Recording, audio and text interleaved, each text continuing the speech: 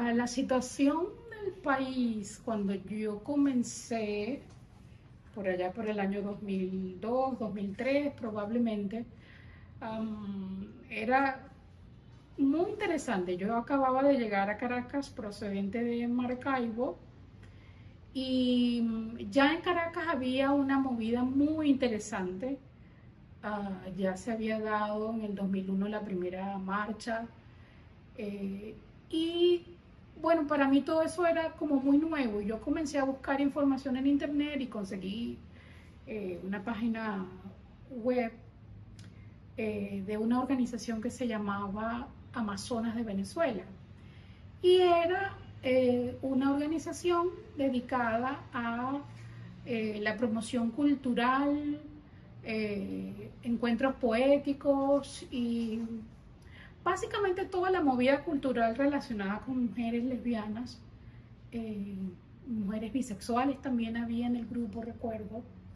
Eh, y ellas hacían encuentros, no recuerdo con qué frecuencia era, pero sé que hacían encuentros, eran bien agradables, todas entre mujeres, y pedían colaboradoras para escribir en la página web. Y así fue como yo comencé, escribiendo algunos artículos cortos, de lo poco que yo sabía para ese entonces, sobre mujeres lesbianas.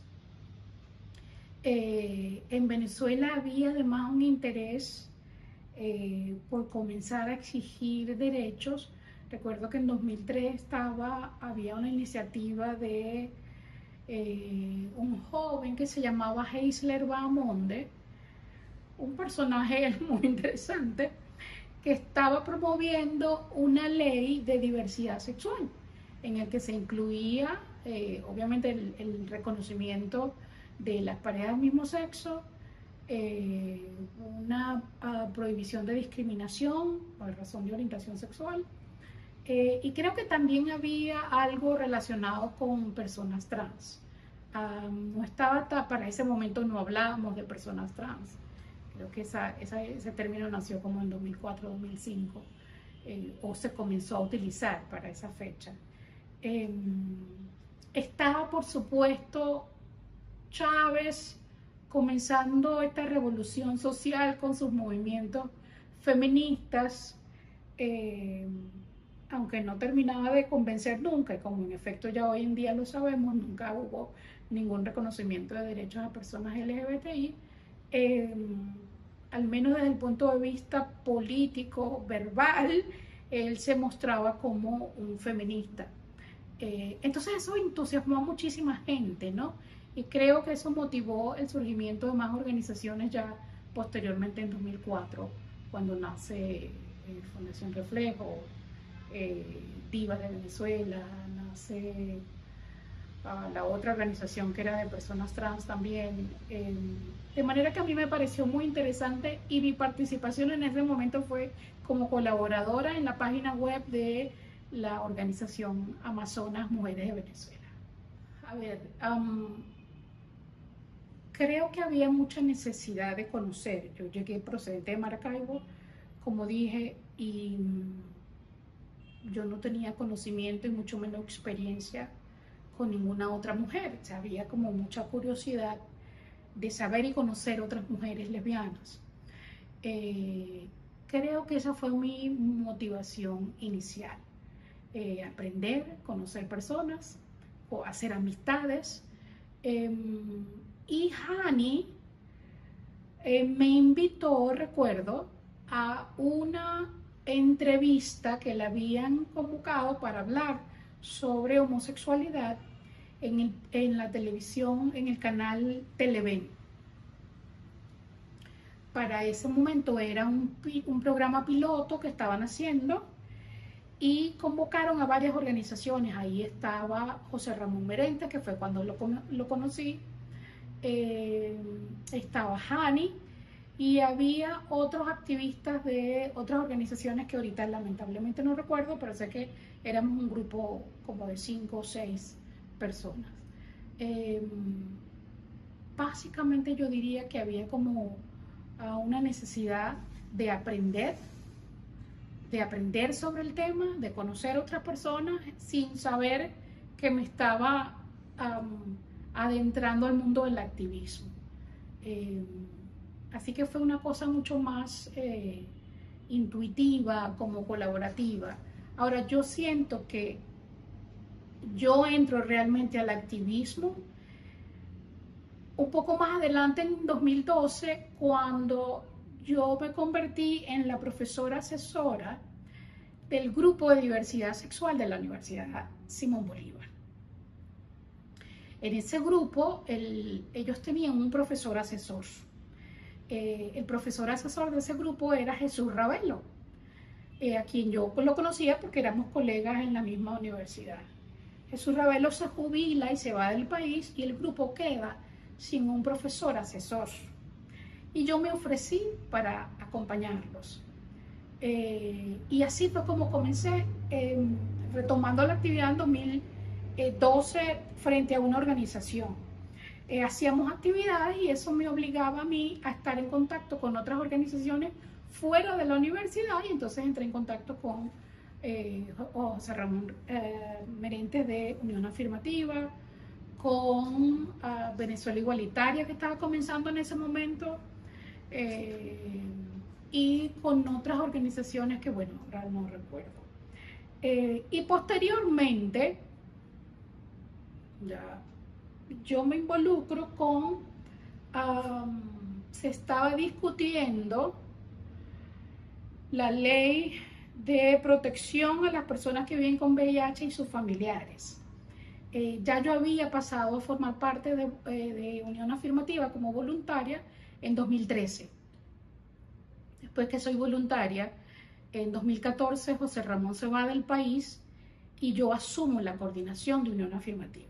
Por eso es que yo ya para 2014, 2015, creo que el evento que marcó mi ingreso definitivo al activismo fue cuando estuvimos presentando en la Comisión Interamericana de Derechos Humanos un informe sobre la situación de derechos humanos de las personas LGBTI en Venezuela.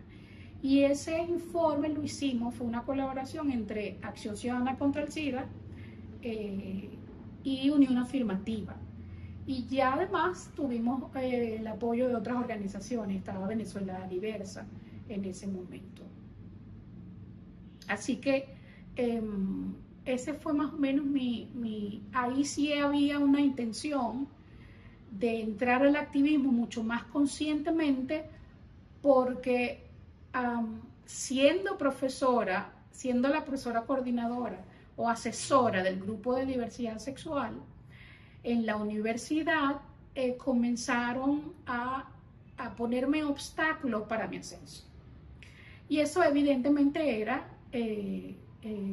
eran signos de discriminación.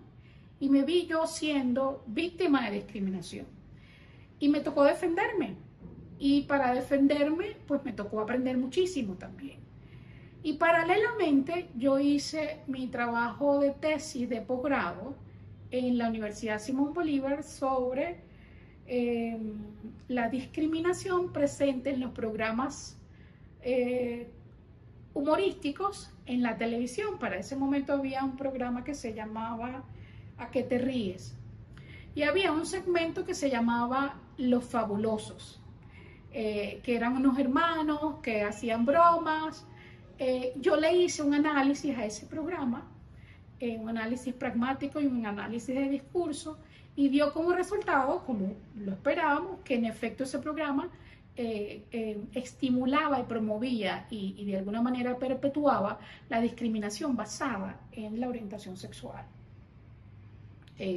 con 3, 4 argumentos muy puntuales. Y mi rol como profesora asesora del grupo de diversidad sexual, más mi trabajo de tesis, bueno, me puso en el ojo del huracán, y yo comencé a ser objeto de discriminación en mi trabajo. Esa sí fue mi motivación definitiva para yo decir, necesito defenderme.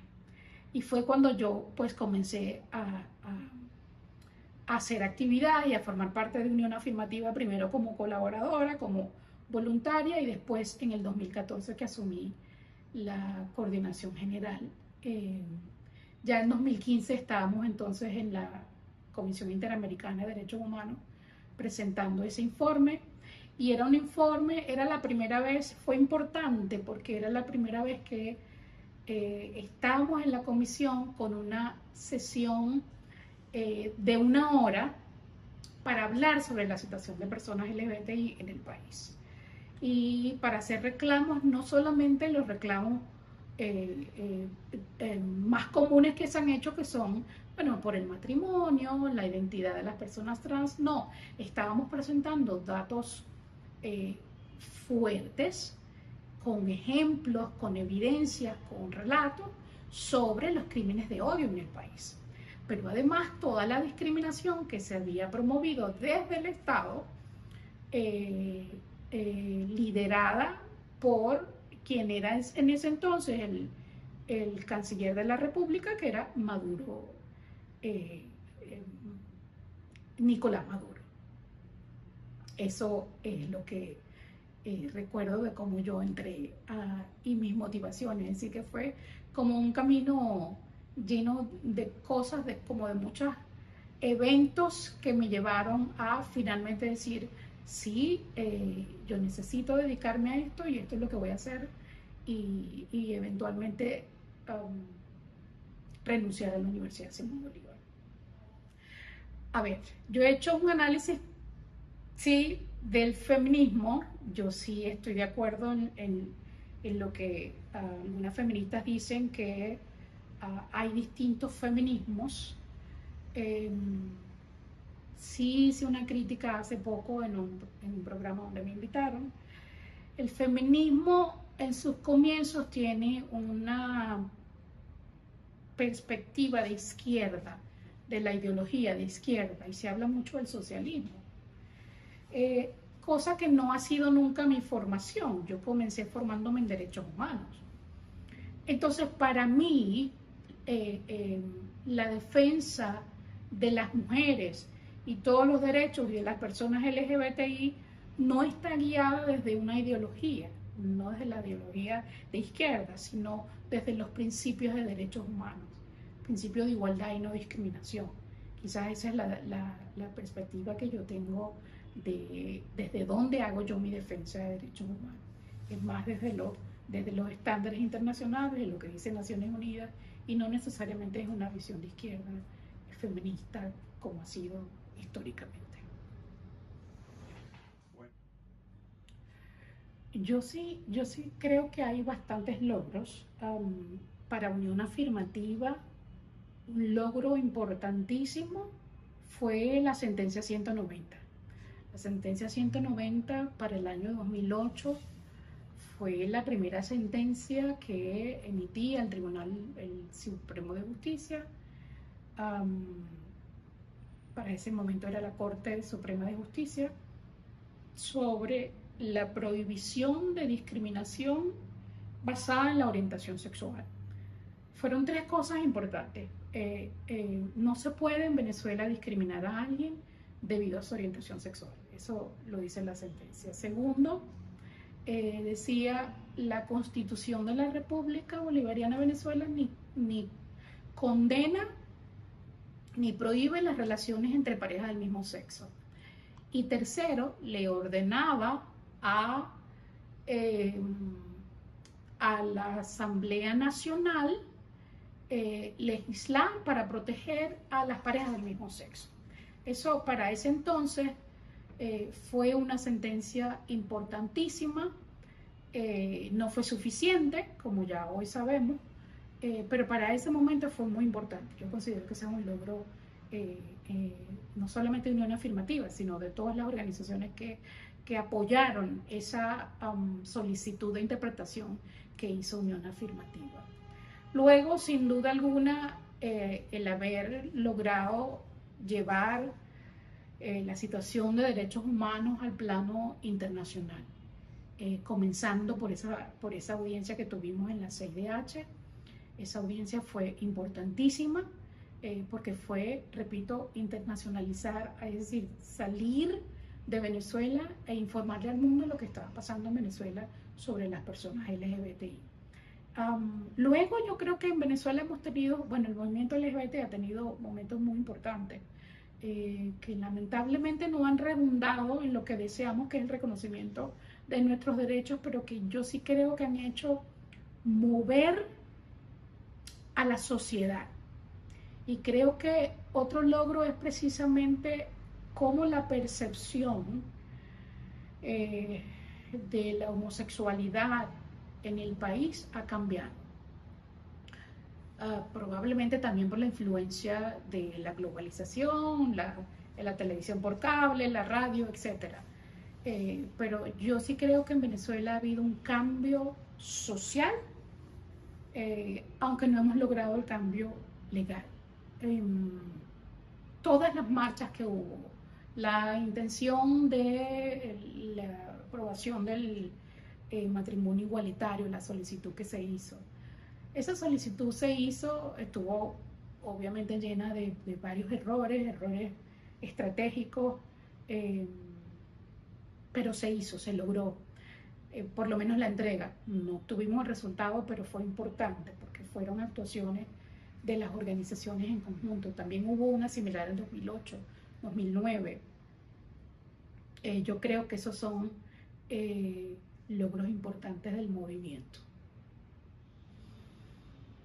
El ahora es muy diferente a cuando comencé, que nuestras exigencias, a pesar de que había crímenes de odio, las cifras de asesinatos de personas trans sobre todo eran muy altas, todavía estamos como a la par de nuestros países latinoamericanos, exigiendo matrimonio, exigiendo no discriminación, exigiendo la identidad de personas trans. Pero hoy en día es diferente, estamos atravesando una situación humanitaria difícil, y para el año 2016 hubo algo que cambió totalmente el activismo, de haber existido 42 organizaciones. Para el año 2016 se redujo a apenas menos de 20 organizaciones, debido a la migración forzada, que también afectó a las personas LGBT.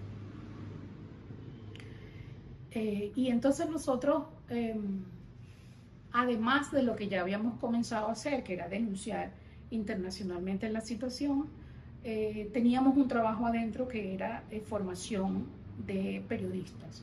Yo creo que eso también lo podemos contar como un logro de Unión Afirmativa. Nosotros llegamos a formar en tan solo los primeros 3 años más de 200 periodistas, porque entendimos la importancia de estar en los medios, de hablar del tema, hablar de los derechos, y ese fue un trabajo que hicimos y fue muy importante.